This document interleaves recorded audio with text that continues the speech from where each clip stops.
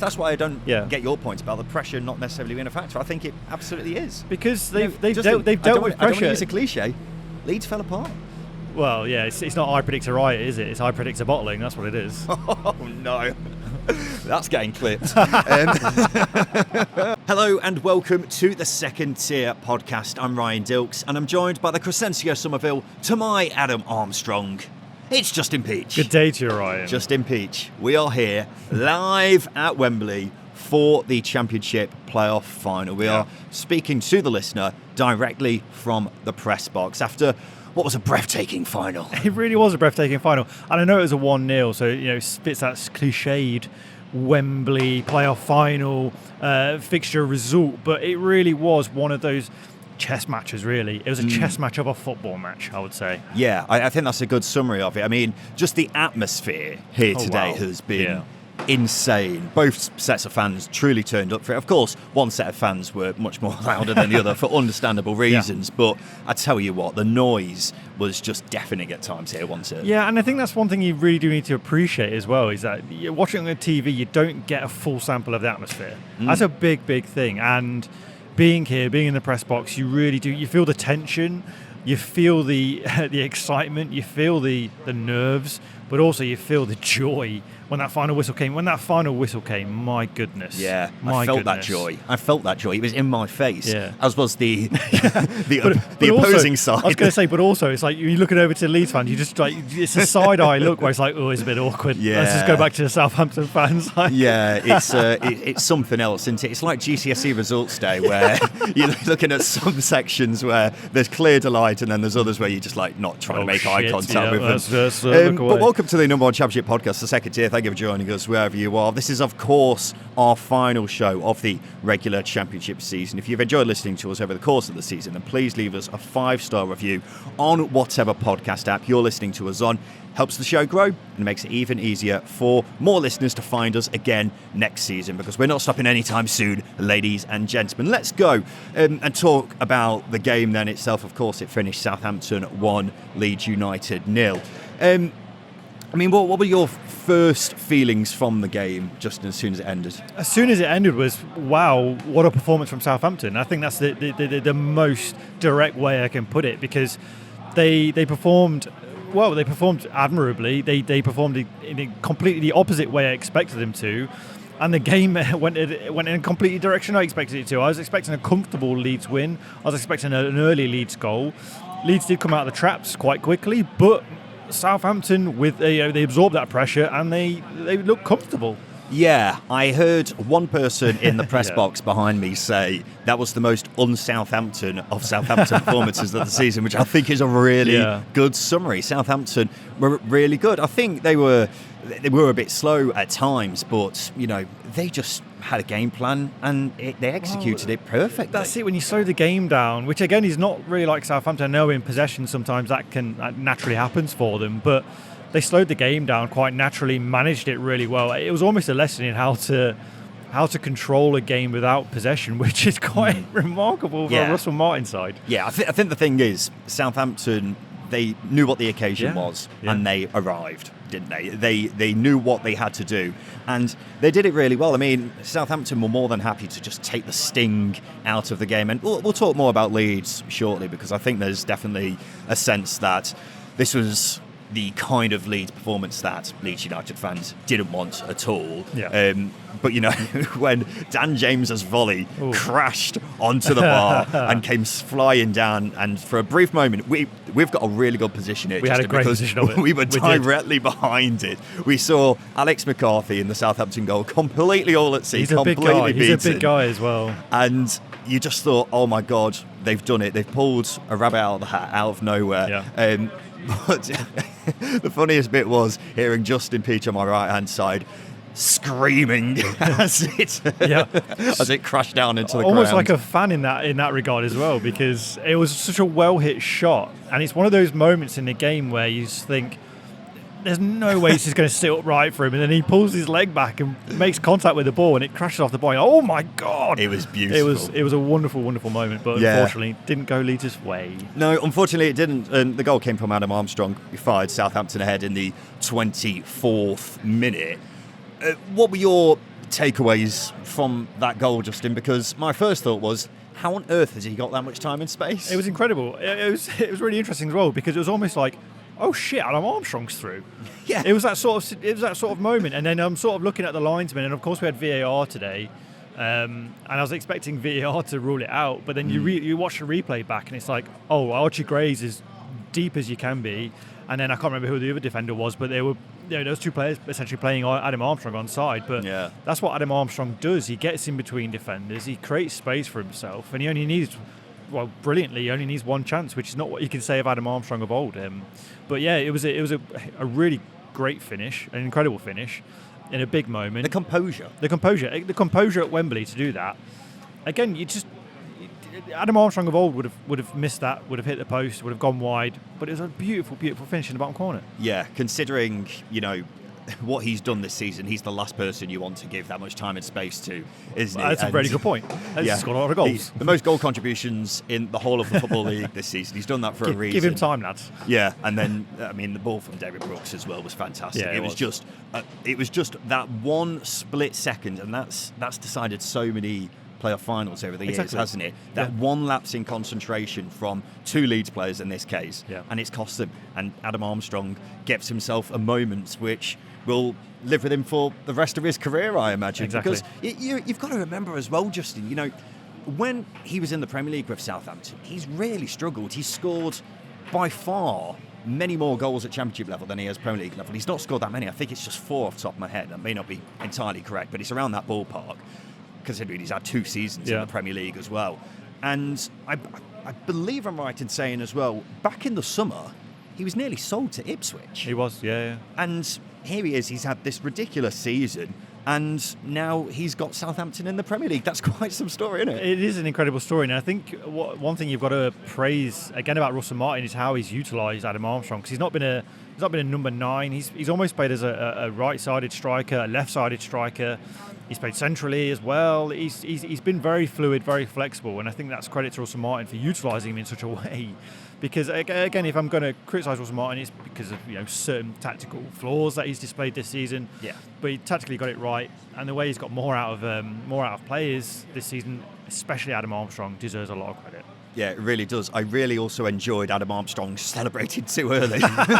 Yes, it was Ethan Ampadu who cleared out. I can't remember who he cleared out now, but he cleared out, I think it was Joe Aribo. Yeah, it was Joe Cleared Aribo. out Joe Aribo because Joe Aribo was standing over the ball, just kicked him. It was a really funny moment, and obviously the whistle went, and Adam Armstrong goes off celebrating. Yeah, well, he takes off his top, starts, giving it the old fist pump and what have you, and then realises, the game's still going on. Yeah. But then that moment where the final whistle went, we've got the Southampton fans on our right, and the elation, just limbs flying up in the air, the cheer, the roar from the Southampton fans was absolutely epic, and that's one of the great things about being able to do things like this and coming to see the playoff final live and in person. But look, Justin, you were just talking about it then, Russell Martin.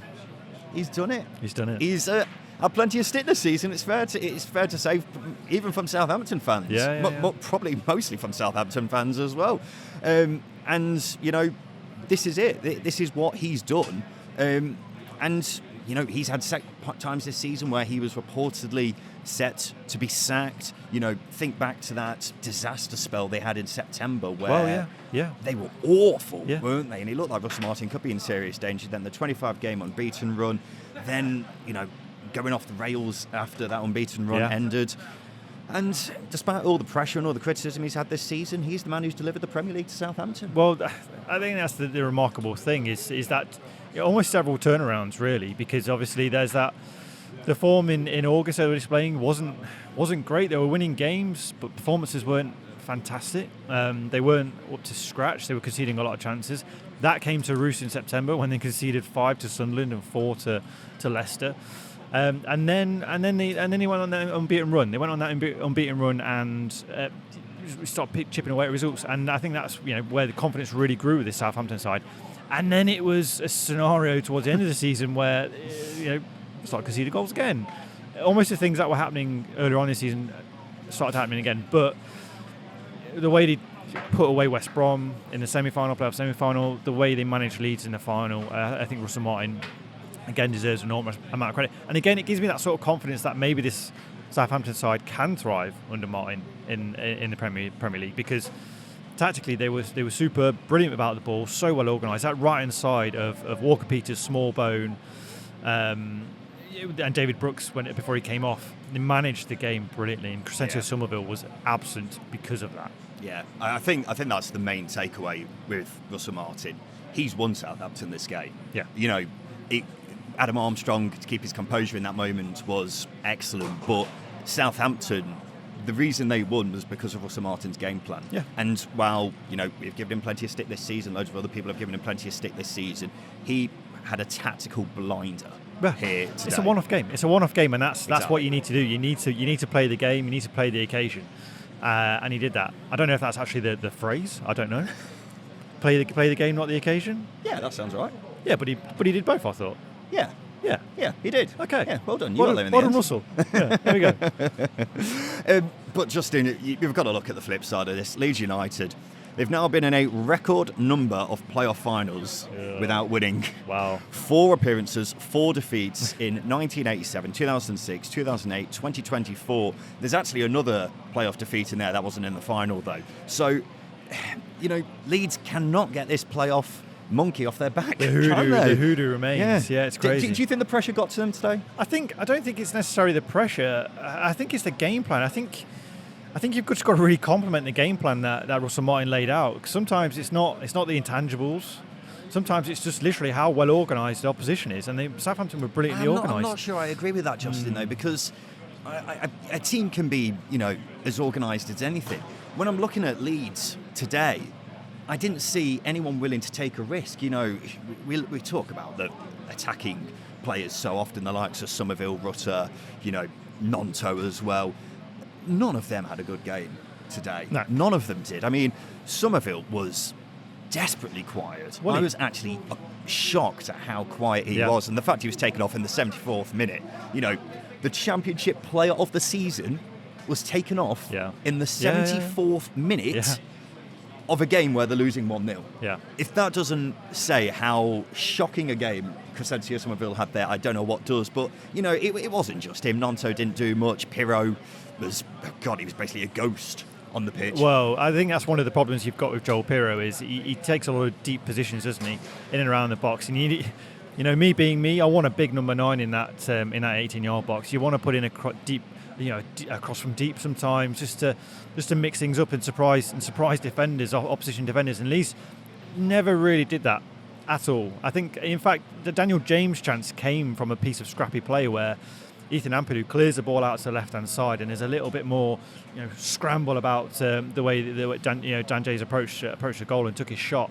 But their best moment came from that situation. And that's a big thing. Sometimes you need the unpredictable, but Leeds were predictable. So I don't think it's pressure, but at the same time, they lacked experience. Patrick Bamford was injured. I know I give him some stick for missing chances, but having a player of his experience who's played in a playoff final, who's won promotion, just some experience. It does help. You came up with the incredible stat from this game that Junior Firpo, Leeds' left back, is the oldest player in that Leeds team, and he was 27. That's remarkable, yeah. But the issue is, and we were saying this when the game was going on, Somerville, Nonto, etc., weren't doing anything. Who have Leeds got on the bench? Dan James came on, and fair play, had more of an effect than any of those 4 he did. in that short cameo that he was on the pitch for.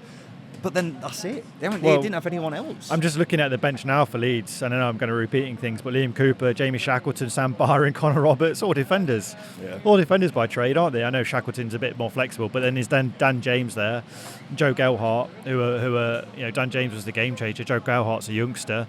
Matteo Joseph's a youngster as well. There's a lot of inexperience there, and that maybe injuries haven't helped Leeds, but at the same time, the players that were out there, Somerville, Nonto, Rutter, they're match winners, and they didn't look like it today. No. And that's probably where you can argue pressure got to them, but at the same time, take the game by the scruff of the neck and run with it, and then none of them took ownership at all. If you were a Leeds fan in that end today, and you were watching that game, would you be annoyed at how things went? I think I would, because I look at the potential of that attack, and they barely mustered a shot on target until, I don't know, towards the end of the game. Alex McCarthy made a save towards the end of the game. Can't remember exactly who it was from. That's what I'm saying, Justin. Alex McCarthy, didn't have anything to do until the final 10 minutes. Yeah, exactly. And that's a really annoying thing. It's an annoying thing as a Leeds fan. You've got Somerville, who's got so many goals and assists. Ruta, who's got so many assists, didn't create anything. The amount of loose passes from Jorginho Ruta today was ridiculous. Joel Pirro, I'd like to see how many touches he had on the ball. That's a good point. I generally cannot remember many occasions where he got involved. So That's the thing, though, Justin. You know, we will talk about Leeds and what this summer's going to bring very shortly, but you're talking about a set of players here. Nonso, Somerville, they could very well go for 30 million in the summer. You know, each. Rutter, exactly. Yeah. Rutter possibly as well, and all that attacking talents, and they did nothing. Yeah, on the big occasion as well. Exactly. On the big occasion. It's just a missed opportunity. That's why I don't get your point about the pressure not necessarily being a factor. I think it absolutely is. Because they've dealt with pressure. I don't want to use a cliche. Leeds fell apart. Well, yeah, it's not I predict a riot, is it? It's I predict a bottling. That's what it is. Oh, no. That's getting clipped. Well, it's hard to disagree, unfortunately, Justin. That's just what happens. When you're a Leeds United fan, you will look at the number of times this season where we've watched Leeds and thought they're probably the best team in the league on their day. And we've seen that on plenty of occasions. Yeah. But they also have a habit of having games where they just don't turn up. And that was the worst possible scenario for Leeds today, and it's exactly what happens. Well, how often have we said this season that when teams I wouldn't say park the bus, but park players behind the ball, how often Leeds have struggled to break those opposition sides down? Yeah, they've drawn against Rotherham, for example, Huddersfield as well, where teams' game plans have been to disrupt the flow of the Leeds game, take the control out of it for them, make it a little bit scrappy, and essentially say to Leeds, right, 10 players behind the ball, go for it. Russell Martin did exactly that, and Leeds again failed on that occasion. So that's a big thing for Daniel Farke to try and sort out, to try and remedy, not in both style of play, but also personnel. I don't think Leeds have enough specialised personnel to break those sides down. Yeah. That's a big thing. Well, it's incredible that Leeds put out that kind of performance when they had a support message from Paris Hilton before the game. Did you see that? Yeah, I did. At no point did I expect in a support video it's starting with Alioski and then moving on to Paris Hilton. Or Matthias Klick. It's the crossover we didn't know we needed, but we got it anyway. Interesting other bits and pieces that we saw from this game. Dustin Hoffman was in the crowd. Yeah, one for the younger viewers. If anyone's seen Meet the Fockers, he's the dad in that. Yes. Even though that's still quite an old film. Yeah. Trying to think of any new films he's been in, but I can't. No, I can't think of too much either. But yeah, I'm trying to make the association. Maybe he's part of the ownership group. You know, pretty much everyone owns Leeds in America. That is true. I just don't know why he was here. I had a Google during the game. No idea whatsoever. I mean, maybe we couldn't hear what the Sky commentators were saying. Maybe they had some sort of an insight into it. I don't know. But it was ironic that it was raining while we had the Rain Man here at the game. Absolutely. Aaron Ramsdale was apparently here as well in fancy dress. Yeah, he's dressed as Hagrid in the Southampton crowd. Why? But I did some research during the game, and he's friends with David Brooks. Came through the Sheffield United Academy with David Brooks. David Brooks obviously was off the pitch after half an hour, so he could have gone home. Yeah. Could have got an early train back. Yeah, there we go. Very strange. One person who wasn't here, Rishi Sunak, which I mean I'm delighted about. I think he would have been delighted about it as well, considering some of the chants that we've heard here today over the course of the 24 hours, which we won't repeat on the podcast. If you're desperate to find them out, you know, have a look around. Producer Finn is shaking his head in disgust right now. Justin, let's take a quick break. The rain is pouring down here at Wembley, but fortunately we're undercover. We've just seen Russell Martin. He's lurking around in front of us down there somewhere. He's clearly absolutely delighted, even though it is absolutely chucking it down here now, Justin. But let's take a quick break. After that, we'll talk about what this summer, what next season means for both Southampton and Leeds United. Welcome back to the Second Tier podcast. We are live from Wembley reacting to the Championship Playoff Final 2024. Southampton have been promoted, Justin, as the listeners will already know because they've listened to the first half of the podcast. But it's now time for us to talk about our Second Tier bet builder with SBK, which we revealed in the preview show for the playoff final. We had in that under 2.5 goals. There was, of course, just the one goal. Under 5.5 cards. There were 8. A lot of cynical fouls. Yeah, a lot of tactical fouls, wasn't there, from Southampton, which certainly boosted that up. But my reasoning with that was that haven't been many card-heavy games in the past, but this clearly was. But also, they're two very nice teams who, as we mentioned in the preview episode, both sides aren't very dirty. I think I'm right in saying pretty much every card went to Southampton, which goes to show something about the tactical fouls. Leeds to win at half-time. It's always a bit of a killer when your bet builder's done at half-time, isn't it? Yeah, it's disappointing. Disappointing, obviously. And I did say that the game did not go how I expected it to go at all. I did not expect that game plan from Russell Martin. So credit to him, credit to Adam Armstrong, and credit to football, because it disappoints me again. And then Leeds to win at full time obviously didn't work out either. So not a great bet builder for us to round off the season, Justin, but never mind, I'm sure we'll redeem ourselves next season. Justin, let's talk about Southampton, and let's kind of round off the season, I suppose, because it has been a rollercoaster season. I mean, it's been a rollercoaster season for both these clubs, but for Southampton, it's definitely been up and down, hasn't it? As we were talking a second ago about the lows of that time around September, where incredibly they got smashed 5-0 by Sunderland, which seems even more bizarre now that one of them is in the Premier League. Got beaten 4-1 by Leicester as well, 5-0 later on in March as well. But then they had the unbeaten run, and now they are a Premier League side after getting there in the playoffs. So, how would you summarise the season for Southampton? How would I summarise the season for Southampton? Oh, wow. I think when you consider those elements, the selling of James Ward-Prowse as well at the start of the season. And Nathan Tella as well. Nathan Tella started the bloody Sheffield Wednesday game, scored against Sheffield Wednesday. That was a long time ago. And he's just won the bloody Bundesliga with Bayer Leverkusen, so happiness all round. I think it's quite crazy really to be here now at Wembley with Southampton being the victors, mainly because of how defensively poor they've been. For a team chasing promotion, it's worth adding, compared to other teams that have been in the playoffs. Luton last season, who were defensively incredible. Forest the season before, and Steve Cooper. That's the incredible thing, isn't it? Just the stat that we were peddling out relentlessly during the previews was that defensive solidity goes a long way in the playoffs. When you go back over the years, we saw it in the final. Well, yes, this is what Southampton can be like at the back. Where they restricted Leeds to basically nothing.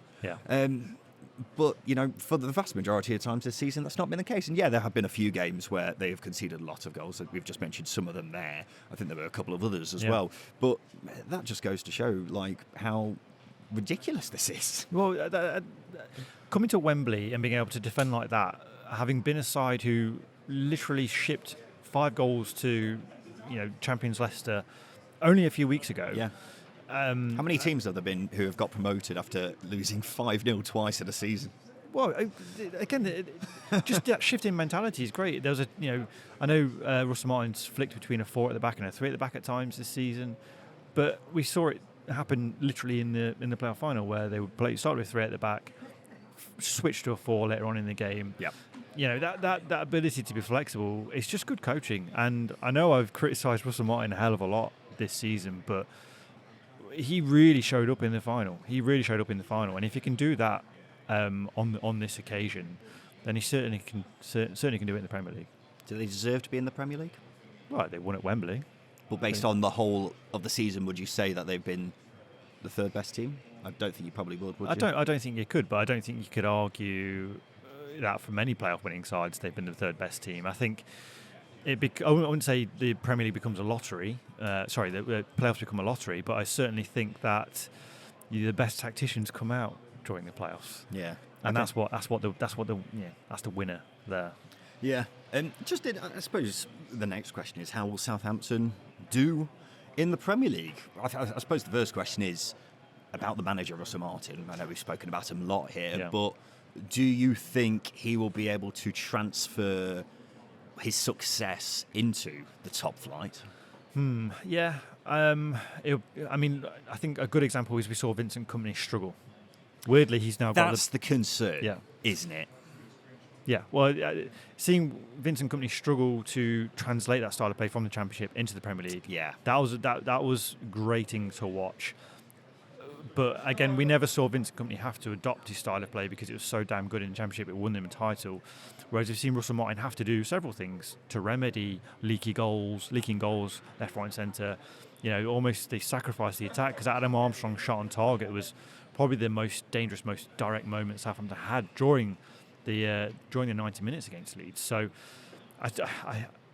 having seen very limited examples of this Russell Martin side perform how they did against Leeds, it's very hard to say. But look, if they can replicate that performance quite often, because even in the Premier League, you'll struggle to come across a lot of attacks with that much quality that Leeds had. I know they're in a championship, but the amount of quality that Leeds have is ridiculous. Yeah. If they play like they did in the playoff final today for, 38 games this next season. Very easily said. Very easy. Much easier said than done. I could see Southampton causing a few teams problems next season. Whether that actually happens or not, I'm not sure. Southampton's defensive record under Russell Martin hasn't been great. No. And if you're going to stay up, I think that's the first port of call that needs to be your base, doesn't it? But I do think Russell Martin's a realist as well. I don't think he's naive enough to be as open as well. Because even in that first 10 minutes, we saw Southampton try and play from the back quite often and get caught out several times because Leeds pressed them high. That will happen every single week in the Premier League. But I don't think Russell Martin's tactically naive enough. Maybe he needs to bring my favourite, and big number 9 in to launch the ball up into... Rusty Stewart. Well, Rusty Stewart, if he's fit and firing in the Premier League, then it'd be good to see. But whether they get somebody else in, that might be the case. But that's just that number 9 who can relieve pressure on a side. That can go a long way in the Premier League. But look, Russell Martin showed that he's a good tactician, showed that he's got a game plan up his sleeve, he's got a plan B up his sleeve, and he saved it for the biggest moment. Yeah.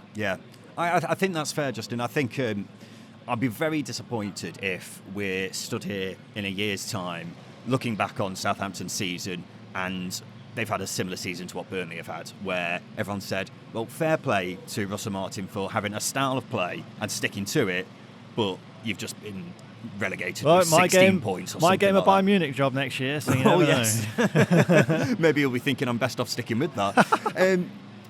I think let's look at the playing squad, because there's got to be loads of question marks there, hasn't there, with how many of these players can step up. So with that being said, how many of these players can step up, Justin? Do you want me to give you a number? 12, 13, I don't know. Okay. I just plucked a random number out of my head. I mean, if you're looking at, there's a lot of young talent coming through this Saints side. I think that's a big thing. Sammy Edozie came on, looked really sharp before he went off injured. Gavin Bazunu, he has his flaws at times, but he's very composed at playing out from the back. Probably won't be playing next season though, will he, because of his injury? Well, there's that. But if you're looking for players that step up, will Alex McCarthy get another contract and be playing again for Southampton next season at the age of 53? Maybe. But he's a goalkeeper who's got abundance of experience. Adam Armstrong, can he go and replicate the season?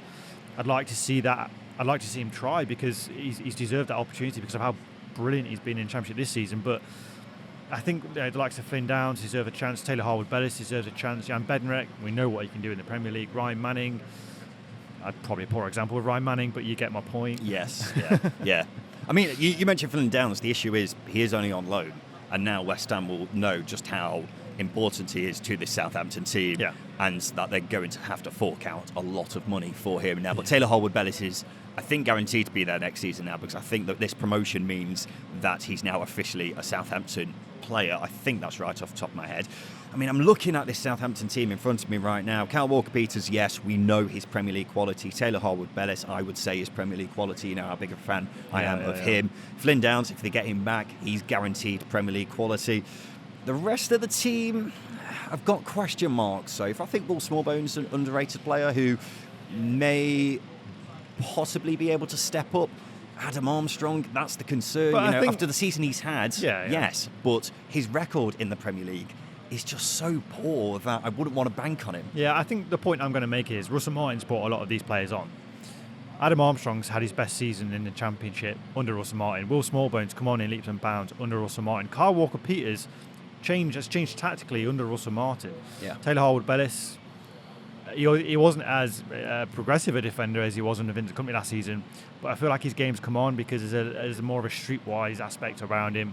His long diagonals are really useful asset for Southampton. So for me, and again, I know it almost seems contradictory, but I have criticised Russell Martin at times this season, but he's brought a lot of these players on. So therefore, they've improved good. He's improved good players. He's made them even better. So a step up to the Premier League, why not? Yeah, I think the bottom line is that they have got a lot of strengthening that needs doing in this summer. And their recruitment when they were last in the Premier League was really poor. Yeah. Wasn't it? Really poor. So that needs to be a lot better. They need to be a lot more streetwise in their recruitment. I think that's a really important thing. And then getting players who fit into Russell Martin's style is going to be really important as well. Let's talk about Leeds then, who I think it's fair to say... Actually, Justin, I'm just going to pause for a sec. I'm just realising they're taking the seats out here at Wembley. What is happening here? I know the next time there's going to be any football here is the Champions League final next weekend. Yeah, not Championship. But we got told by the EFL's head of press earlier that this stadium is now in lockdown for the next week because it's been taken over by UEFA. But I have no idea why they're taking the seats out of the stadium. You can hear the lawnmowers behind us, ladies and gentlemen. They are really going for this pitch after it's had 2 games in 24 hours. But yeah, it's fascinating just seeing this all happening in front of our very eyes. Anyway, let's get back onto the game. Leeds, an unprecedented season, it's got to be said, because 90 points and they've not been promoted.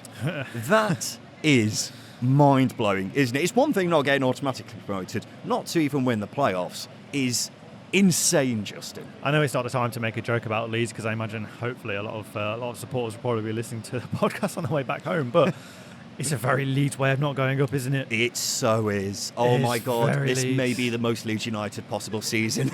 Yeah, you get 90 points, you don't win promotion. They've done the double over Ipswich and Leicester this season, Justin, and they've not been promoted. That's insane. Yeah, and they're getting 9 points in the process, having to deal with a really bumpy start. I know we were listening to Daniel Farker in his press conference after the game, and he was very candid in that they there was a lot of clauses and contracts of players who obviously left, and they had to replace those players. I think the recruitment was actually pretty good, but these are it's a situation that you don't really want to be in as a manager, even if taking over a big, well-financed club. But I think the season, if you just look at it without promotion, they've had a brilliant season, Leeds. 90 points. Well, yeah. 90 points. They lost 1 game at home, or 2 games at home, all season. 99% of the time, this season gets you promoted. Yeah. And it's not happened. Exactly. It's absolutely mind-blowing. But as we have said, Justin, over the past few minutes or so, Leeds on occasion this season have been the best team in the league. Yeah. Quite easily. Yeah, but the fact that we are now at this stage where, think back to March, where Leeds were flying, they what was it? It was 41 points from an available 45 at the start of 2024. Only 1 goal conceded in 13 games, I think that's right. And they've still not gone up. It's we had this, quandary where we had the 4 teams all chasing automatic promotion, and you were like, right, someone's got to miss out here. Yeah. I think Leeds would have been the last one I expected to miss out. Well, how often did I back Leeds? How often? I was adamant. I was on that pedestal. Yeah. I was cemented in, strapped in. I'm not moving Leeds off of my top 1 prediction. They really were the side that I was banking on being consistent. And yeah, my God, it's quite ironic really that they needed the international break to get players back fit. But also they were steamrolling at that point, and the international break came, and that's where it went a bit Leeds. Yeah. I mean, a team not getting promoted after winning 41 points from an available 45 at the start of the calendar year is ridiculous. But, that goes to show just how good Leeds were at that point. Leeds have been absolutely fantastic. And I think, when we were doing our playoff rewind, I mentioned the Derby County team of 2014-15, who, for me, were the best team not to get promoted. I think 13-14, sorry. This team surpasses that by quite a distance. This has got to be the best team which has not been promoted, just because of how good they have been this season. And look, Daniel Farker deserves a hell of a lot of credit for, getting Leeds playing at top gear level on so many occasions this season, especially after the upheaval from the summer where they had 8 players go out the door at one stage for a combined total of £3 million in transfer fees. Just so much that he had to cope with in that summer. And that's why we were sceptical at the start of the season, wasn't it, Justin? Because it looked like too big a job. It looked like a really difficult job. And maybe a bit too much for even someone like Daniel Farker. But here he is. He's experienced a season where he's not been promoted, which doesn't happen very often for Daniel Farke. I think an interesting thing for Leeds fans, and potential listeners is what, it might be a silly question, but what hurt them most? That team under Bielsa falling away in their first season under Bielsa, or this heartbreak at Wembley? Yeah. What feels the worst for them? Because I think obviously a loss at Wembley does hurt, but at the same time, they've had this incredible team, but that Bielsa side was incredible, and the way they faltered was just awful. So yeah, what was the worst feeling there for Leeds fans? But yeah, you can't really be discouraged by this Leeds side because of how brilliant they've been. There just need to be tactical tweaks that I don't think Daniel Farke has been able to really experiment with, mainly because it's a championship season. He had a really slow start, didn't get a really good pre-season because obviously new owners came in late, recruitment was slow, players were going out the door, everything was very slow. So just imagine what he can do. Catch up, weren't they? They were playing catch up, yeah. Just imagine what a full pre-season, a fairly functional transfer window can bring for this Leeds side under Daniel Farke. Yeah, well, that's the question, isn't it? How much will we see this summer? That's what we've got to find out now. So the question is, can Leeds bounce back from this massive disappointing defeat? It'd been interesting trying to find the stat on playoff finalist losers. Well, I mean, bouncing back. I've seen it go a lot more wrong for teams than I have seen it go right. I mean, a good example of that is Barnsley from a couple of seasons ago. Huddersfield nearly getting relegated a couple of seasons ago. It goes very wrong. That's not going to happen. It's not going to happen with Leeds. We can say that for sure, but there's going to be a lot of change this summer, isn't there? There will. Remember the reports, Justin. Leeds need to raise £100 million from player sales this summer, according to reports, after losing this playoff final. So it's a big summer ahead. It's a huge summer. But I think what they've got now behind them is, it seems settled behind the scenes, which is massive, because I think we mentioned it several times. Victor Orta going to get unsettled. I don't think it will. I think Victor Orta left a mess. I think things behind the scenes are a little bit more settled than they were this time last summer. Then there's the new ownership. They've had a year to bed in, year to sort of identify targets, whatever league Leeds are going to be in next season. Of course, they're going to have to deal with interest for the likes of Crescencio Somerville, Willie Nonto, Jorginho Ruta, the big players that have really impressed, even maybe Archie Gray. But I think Leeds have got the pulling power to replace those players. I think hopefully, I mean what they've showed as well in the past, although I have given Victor Orta a little bit of stick, they've identified these players who have come in and been brilliant. They brought them in, so hopefully that recruitment team is still in place. So identifying those replacements can be done quite early. Yeah.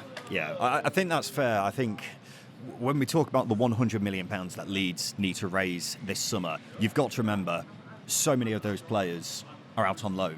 They've got so many assets who are out on loan right now, who they will be probably selling now in the summer. Big old squad. They'll be able to raise a bit of money from that, won't they? Yeah. But with that being said, I'll be amazed if Crescencio Somerville is still there next season. Me too. Willie Nonso, I think, is in the same bracket.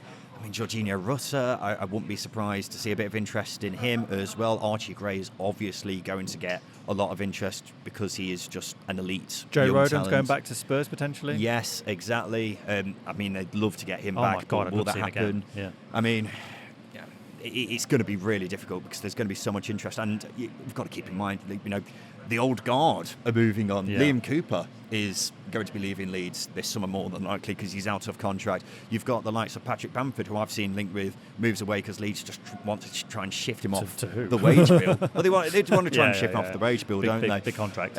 So there's a lot. There's a core of that squad which is going to be disappearing. Experienced core as well. Sure, Exactly. Dallas retiring is another thing. So experienced core of that squad. Really big personalities as well in the changing room. Even if they are injured, they're still important to have around. Daniel Farke was saying after the game how important the likes of Liam Cooper and Patrick Bamford were in and around the squad. Luke Ayling as well. Obviously he's departing to Borough, more than likely. So it's a huge shift, massive shift that it's going to have to. Yeah, they're going to have to cope with it. But as I say, I think Leeds have got the pulling power to replace those. But it's replacing the leadership and the personalities. That's the big thing. Yeah, we have got to keep in mind they have still got some extremely talented players. The likes of Ethan Ampadu, for example, will more than likely still be there next season. I imagine Junior Firpo will probably hang around, but there's still a hell of a lot of talent there, and then they're not going to lose every single player. I'd be surprised if they lost all three of Somerville, Nonto, Rutter. Rutter's probably the most likely to stay out of them. Who would be again, for Leeds fans, who would they most rather lose out of those three players? That'd be an interesting question. I mean, they'd obviously want to keep Somerville because he's the most talented player, but at the same time, I think he's most likely to leave. would they rather keep someone who wants to be at the club? That's the question. That's and Somerville is someone who I'm not sure would want another season in the Championship, so that's an issue, isn't it? I suppose another question has got to be asked, Justin, will Daniel Farke still be there next season? We were just listening to him speaking to the press after the game, and he said he will be. Would you be shocked if Leeds turned around and put out a statement tomorrow and said, we've decided to change manager? I wouldn't be shocked, because we've seen, I know David Wagner's circumstances at Norwich were a little bit different, but he was barely getting changed, was he? Back into his suit on the team coach before he got sacked. And again with Liam Rossini, with Hull, that was a big surprise. So nothing's really going to surprise me in the Championship, but I think if I was to say a gut response to that would be, I think a 70% Daniel Farke staying, 30% him leaving. Yeah, I would be surprised if he actually went, or would I? I'm not actually sure now that I've said that out loud. I don't think they should get rid of him. No. I think you're looking at a manager here who's got such a proven record at the Championship, and has managed to get this Leeds side playing at top gear on so many occasions that I think they've got to stick with him. But it's football. It's a Championship. It's a business game, isn't it? Leeds need to be in the Premier League. Otherwise, you have situations like this where they're having to get rid of vast, majority of their squad for a lot of money. And Leeds may look at that and think, well, this guy hasn't worked. Let's try with someone else. So we'll wait and see. But it does feel like it's an end of an era with Leeds, with Liam Cooper, Luke Ayling heading out the door, Stuart Dallas retiring, Patrick Bamford possibly going as well. So it's a strange old time for Leeds United. Very strange. Yeah, it's going to be a strange time for supporters. But I think it's an exciting period as well, because we were speaking about it earlier, how young this squad is. And it's a vastly talented one as well. And I think with the new ownership, although Leeds haven't gone up, although Leeds they've lost at Wembley and the fans have come down in their troves, it really was a sight walking up Wembley Way and seeing them and hearing them. I do think it's the start of a new chapter for this football club. Yeah. Got to be said, Leeds are a Premier League club. I don't think that's... No, it's not. It's undeniable. So with that being said, you'd expect them to be in the promotion race next season. It's just about whether they've got the ammo still after the summer to make that happen again. But look, Justin, a Championship season has come to an end. Another one. This is our fourth season. It's our fifth season. No, we've been doing it for 5 years, but we've done 4 seasons. Oh, maths is not my strong. But look, we're older, we're greyer, but we still love the Championship even more. Yeah. And it's got to be said, thank you to every single listener out there for your support this season. Honestly, we have appreciated it so much, and we've enjoyed seeing it in person now with our first ever live show this week. Seeing people actually in person and saying, oh, you guys know who we are. It's very strange. And we've been getting so many messages over the season from people saying they've loved the podcast, from all over the world. And that's just really heartening to see. We like to think we're doing a good job of promoting this weird and wonderful league. The podcast, I feel, has gone from strength to strength this season, and that's been great to see. It's really made things even better for me this season. I mean, it's been a ridiculous season in itself. Hasn't it? It really has. And I think, again, the support we've had from listeners, the engagement we've had from listeners has been incredible. The feedback as well has been incredible. And it's just nothing but love from us. It is generally really heartening to see so many people enjoying it. Yeah, absolutely. And we've got to give a big thank you to Stack, who are our parent company, who've done so much for us this season. A big thank you to producer Finn, who's not listening to me right now. He's given us a fist pump now. He's put up with a lot this season. Yes. Listeners will know how much hard work Ryan is just from listening to him. Yep, absolutely right. And he's managed it graciously. Yes, he's been a great part of the podcast this season, and it's just even though we've made him drag himself out of bed on a Sunday afternoon to listening to us out ramble. of bed on a Sunday afternoon. Yeah, give him some credit. He's a teenager, isn't he? He's still young. He's not really a teenager, but he's significantly younger than you and I, Justin. A big thank you to SBK as well, our betting partner for the season. They have been fantastic and given us so much support. We are eternally grateful for them as well. I'm rambling at this stage. A big thank you to the EFL, though, as well, for letting us come and cover this event. We really, really do appreciate it. It's been great. We really do. Of course, a big thank you again to you, the listener, for your support this season. This podcast wouldn't exist if we didn't get your thank you throughout the season, your support throughout the season, I should say. But even though the season has now officially ended, Justin, the episodes aren't stopping for us. No. We are continuing to give you 2 episodes a week right until the start of next season. So even though the football is over, we'll still be here providing content in your ears. We're coming on your summer holidays, guys. Yes. That's what we're doing. we're joining you wherever you are. And we look forward to joining you on those summer holidays, wherever it is that you are going. But a big congratulations to Southampton for pulling off this ridiculous achievement of getting back to the Premier League, even though we've been naysaying about them plenty of times this season, Justin, without doubt. But they've rubbed it right in our face, and we will take that humble pie straight to the face. Commiserations to Leeds. It's sad that you've fallen at this hurdle, but you have got us again next season. So every cloud, eh? But ladies and gentlemen, this has been the Second Tier Podcast, live from Wembley for the Championship Playoff Final 2024. We'll be back again on Thursday to give you our end of season review, where we're going through each team in the Championship and giving them a grade, talking about where things have gone right this season, gone wrong for them this season, and having a look ahead to next season as well. So we look forward to seeing you again for that. But this has been the Second Tier Podcast. I've been Ryan Dilks. I've been Justin Peach. Another season is over, ladies and gentlemen, and a big thank you for listening.